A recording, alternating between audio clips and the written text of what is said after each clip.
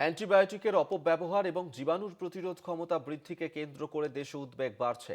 ICMR এর director general চিকিৎসক রাজীব বহেলের কথায় অ্যান্টিমাইক্রোবিয়াল রেজিস্ট্যান্স ইতিমধ্যেই এক ধরনের অতিমারী আকার ধারণ করেছে। অ্যান্টিবায়োটিকের ব্যবহারের গাইডলাইন জোরদার করার জন্য তৎপর স্বাস্থ্য মন্ত্রক।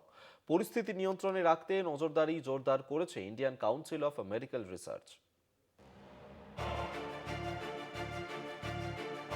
অ্যান্টিমাইক্রোবিয়াল রেজিস্ট্যান্স হয়ে উঠছে সাইলেন্ট প্যান্ডেমিক, যাকে বলে অতিমারি, এবং তার জন্য গাইডলাইন অবশ্যই আছে। তবে সেই গাইডলাইনকে আরো আরো জোরদার করার জন্য সেই দিকেই লক্ষ্য দিচ্ছেন বিজ্ঞানী, চিকিৎসক, আধিকারিক এবং স্বাস্থ্য মন্ত্রক।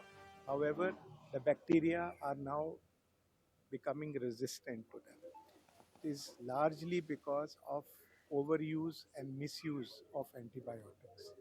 So if we use antibiotics well and rationally, they will last us for several hundred years.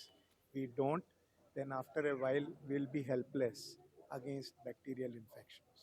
কোন ব্যাকটেরিয়া থেকে সংক্রমণ হয়েছে এবং তা কোন কোন অ্যান্টিবায়োটিকে কাজ করে নির্দিষ্টভাবে, তাহলে আমরা শুধুমাত্র সেই অ্যান্টিবায়োটিক দিতে পারবো, যাকে বলে কালচার সেন্সিটিভিটি করে। এখন যেটা করা হয় সেটাকে এমনভাবে করতে হবে যাতে, কিন্তু কালচার সেন্সিটিভ করতে ল্যাবরেটরি লাগবে, সময় লাগবে, যাতে এটাকে অন্য কোনোভাবে করা যায় এবং যাতে এটাকে প্রাইমারি হেলথ সেন্টার লেভেলেও করা যায়।